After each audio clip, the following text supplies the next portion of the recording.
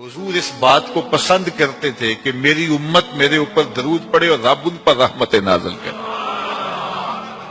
کیا پسند تھی حضور کی کہ میری امت مجھ پہ درود پڑے اور میرا رب رحمتوں کا نزول کرے۔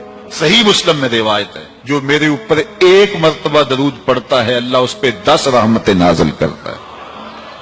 اللہ اکبر۔ اور اگر درود کے ساتھ سلام بھی ہو تو مجھے ایک شعر اتنا اچھا لگتا ہے تو سادہ سا، پتہ نہیں اس کا وزن بھی ٹھیک ہے نہیں، کسی سادے سے بندے نے کہا ہے لیکن مجھے بڑا پسند آیا۔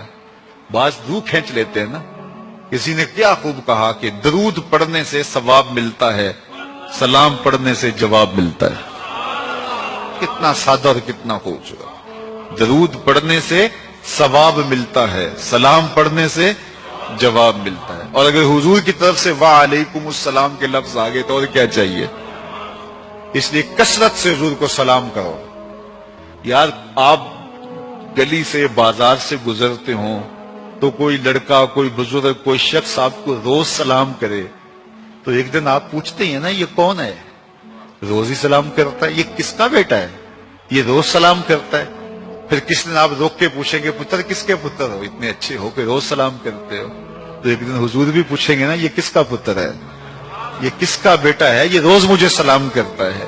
تو پھر حضور سے تعارف ہو جائے گا۔ اس لیے حضور کو سلام کیا کرو۔ حضرت ابو درداء رضی اللہ تعالیٰ عنہ کہتے ہیں میں حضور کی بارگاہ میں جب آقا نے فرمایا نا کہ جمعے کے دن کثرت کے ساتھ میرے پہ درود پڑا کرو، تو میں نے عرض کی حضور جب آپ وصال کر جائیں گے تب بھی یہ عمل جاری رکھیں؟ تو حضور نے فرمایا اللہ نے مٹی پہ حرام کر دیا نبیوں کے جسم کو کھائے۔ فنبی اللہ حی یرزق، نبی قبروں میں زندہ ہوتے ہیں اور انہیں رزق بھی دیا جاتا ہے۔ اس لیے جمعے کے دن کثرت کے ساتھ میرے اوپر درود پڑھو، میرے اوپر سلام پڑھو۔ اللہ اکبر۔ تو حضور فرماتے مجھے یہ بات پسند آتی ہے کہ کوئی میرے پہ درود پڑھے اور پھر رب اس پہ رحمت نازل کرے۔ اللہ اکبر۔ حضرت ابی بن قعب کہتے ہیں میں نے حضور سے کہا حضور میں چوتھا حصہ آپ پہ درود پڑھوں گا اور باقی جو 3 حصے ہیں دیگر وظیفے کر لیا کروں گا۔ تو آقا کریم نے فرمایا ما شئت وَإِن زِدْتَ فَهُوَ خَيْرٌ، جیسے تمہاری مرضی، لیکن اگر درود کو بڑھا دو تو ہوگا اچھا۔ تو میں نے کہا حضور میں آدھا وقت درود پڑھوں گا، آدھا دیگر وظیفے کروں گا۔ فرمایا ما شئت، جو تمہاری مرضی، لیکن درود کی مقدار بڑھ جائے تو اچھا ہوگا۔ میں نے کہا حضور میں 2 حصے درود پڑھوں گا، 1 حصہ باقی وظیفے کروں گا۔ فرمایا بہت اچھا، لیکن درود کی مقدار بڑھ جائے تو پھر اور اچھا ہوگا۔ عرض کی حضور میں پڑھوں گا ہی درود، میں سارا وقت ہی درود پڑھوں گا۔ تو سنو میرے حضور نے کیا کہا، یہ ترمذی کی روایت ہے۔ حضور نے فرمایا پھر تیرے سارے دکھ مٹ جائیں گے، سارے گناہ معاف کر دیے جائیں گے۔ تو اس لیے کثرت کے ساتھ حضور پہ درود پڑھیں تو اس سے حضور بھی خوش ہوتے ہیں کہ میرے امتی پہ رب کی رحمتوں کا نزول ہو رہا ہے۔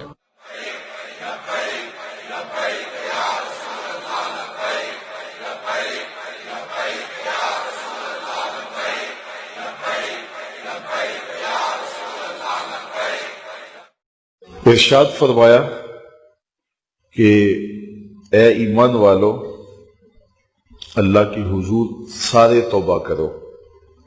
توبہ کرنے کا حکم اس آیت میں سب کو دیا گیا ہے۔ توبوا الی اللہ جمیعا، اے ایمان والو سب کے سب اللہ کی حضور توبہ کرو۔ علامہ اسماعیل حقی نے یہاں بڑی خوبصورت بات لکھی۔ وہ فرماتے ہیں کہ اللہ تعالیٰ نے سب کو توبہ کا حکم دے کے گناہ گاروں کا پردہ رکھ لیا۔ اگر صرف گناہ گاروں کو کہا جاتا کہ تم توبہ کرو اور ان پر واجب کر دی جاتی اور نیکوکاروں پر توبہ کرنے کا حکم نامہ نہ رکھا گیا ہوتا تو پھر گناہ گار توبہ کرتے تو وہ نمایاں ہوتے۔ تو یہاں نیکوکاروں کو کہا گیا ہے کہ تم بھی توبہ کرو، بدکاروں کو کہا گیا ہے تم بھی توبہ کرو۔ نیک توبہ کریں گے تو درجے بلند ہوں گے، گناہ گار توبہ کریں گے تو گناہ معاف ہوں گے۔ اور رسول اللہ صلی اللہ علیہ وسلم نے کمال کرم فرمایا، حضور خود ایک دن میں 70 مرتبہ سے زیادہ استغفار کرتے تھے اور حضور نے اپنا عمل لوگوں کے لیے چھوڑا۔ تو اللہ تعالیٰ کی یہ کرم نوازی ہے، اس کی صفت ہے کہ وہ ستار ہے، وہ پردہ پوش ہے، اور بندوں کو رسوا نہیں کرتا، تو اس طرح اجتماعی طور پہ توبہ کرنے کا اس نے ہمیں حکم دیا۔ توبہ ما قبل کے سارے گناہوں کو مٹا دیتی ہے۔ رسول کریم صلی اللہ علیہ وآلہ وسلم نے ارشاد فرمایا التائب من الذنب کمن لا ذنب لہ، گناہ سے توبہ کرنے والا ایسا ہوتا ہے جس طرح اس نے گناہ کیا ہوا ہی نہیں ہے، اس کی زندگی پر کوئی گناہ ہے ہی نہیں۔ توبہ کرنے والا اس طرح گناہوں سے پاک ہو جاتا ہے جس طرح ابھی ماں کے پیٹ سے اس نے جنم لیا ہو۔ بلکہ فرمایا ہم ان کے گناہوں کو بدل کے نیکیوں میں تبدیل کر دیتے۔ تو جب گناہ بدل کے نیکیوں میں تبدیل ہوئے تو جتنا بڑا گناہ گار تھا اتنا بڑا نیکوکار ہو گیا، کیونکہ سارے کے سارے گناہ تبدیل ہو کے نیکیوں میں آ گئے۔ حضور علیہ السلام نے ارشاد فرمایا کل قیامت کے دن ایک شخص اللہ کی بارگاہ میں حاضر ہوگا اور اللہ تعالیٰ اس کو نامہ اعمال دے گا اور فرمائے گا اسے پڑھ، تو وہ جب اپنے نامہ اعمال کو پڑھنے لگے گا تو جو بڑے بڑے گناہ ہوں گے تو اللہ سے شرم اور حیا کی وجہ سے وہ نہیں پڑھ پائے گا، تو چھوٹے چھوٹے گناہ پڑھتا جائے گا تو بڑے بڑے گناہوں کو نظر انداز کرتا جائے گا، چھوڑتا جائے گا۔ تو جب وہ سارے گناہ پڑھ لے گا تو اللہ تعالیٰ ارشاد فرمائے گا بندے یہ جو تو نے جتنے گناہ پڑھے ہیں نا میں نے سب کو بدل کے نیکیوں میں تبدیل کر دیا۔ تو وہ جھٹ بولے گا اے میرے رب ابھی تو بڑے بڑے گناہ رہتے ہیں، وہ تو میں نے ابھی پڑھے ہی نہیں ہیں۔ فَضَحِكَ النَّبِيُّ حَتَّى بَدَتْ أَنْيَابُهُ، حضور اتنا مسکرائے کہ حضور کی داڑیں نظر آنے لگی، کہ پہلے گناہ چھوڑتا جاتا تھا لیکن جب کہا کہ یہ تیرے بدل کے نیکیوں میں تبدیل کر دیے تو وہ کہتا مالک ابھی تو بڑے بڑے میرے گناہ رہتے ہیں، میرے تو ابھی بڑے بڑے گناہ رہتے ہیں۔ تو اللہ تعالیٰ گناہوں کو بدل کے نیکیوں میں تبدیل کرتا ہے، تو جتنا بڑا گناہ گار ہوا اتنا بڑا نیکوکار ہوا، اور یہ اللہ کے لیے کوئی مشکل نہیں ہے۔ وہ سارے گناہوں کو معاف کر دے، اس کے لیے کیا مشکل ہے؟ اگر سمندروں کی جھاگ سے بھی زیادہ گناہ ہے، رب کہتا ہے میری چوکھٹ پہ آؤ تو صحیح، دامن پھیلاؤ تو صحیح، میری دہلیز پہ آؤ تو صحیح، میں تمہارے سارے گناہ معاف کر دوں، بلکہ بدل کے نیکیوں میں تبدیل کر دوں۔ حضرت عمر کا زمانہ ہے، آپ جانتے ہاتھ میں کوڑا رکھتے تھے،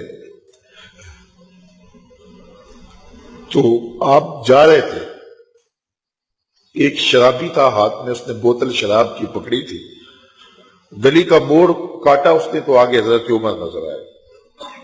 حضرت عمر تو موقع پہ سزا دیتے تھے، ہاتھ میں درہ پکڑا ہے تو اس نے دل ہی دل میں کہا مالک عمر کے قہر سے بچا لے، پکی توبہ کرتا ہوں آج کے بعد شراب نہیں پیوں گا، اور جلدی سے وہ شراب کی بوتل بغل میں دبا لی۔ حضرت عمر بھی سر پہ پہنچ گئے اور جھڑک کے کہا کہ یہ تیرے پاس کیا ہے؟ تو ڈرتے ہوئے کہا حضرت سرکہ ہے۔ تو عمر سے کہا نکال، تو جب نکالا تو واقعی سرکہ ہو گیا تھا۔ جو رب شراب کو سرکے میں بدلنے پہ قادر ہے وہ رب گناہوں کو نیکیوں میں بدلنے پہ بھی قادر ہے۔ تو اس کے در پہ کوئی آئے تو صحیح، جھولی پھیلائے تو صحیح، ہم تو مائل بکرم ہیں کوئی سائل ہی نہیں، راہ دکھلائیں کسے راہ روے منزل ہی نہیں۔ کوئی اس کی دہلیز پہ تو آئے، اس کی چوکھٹ پہ تو آئے،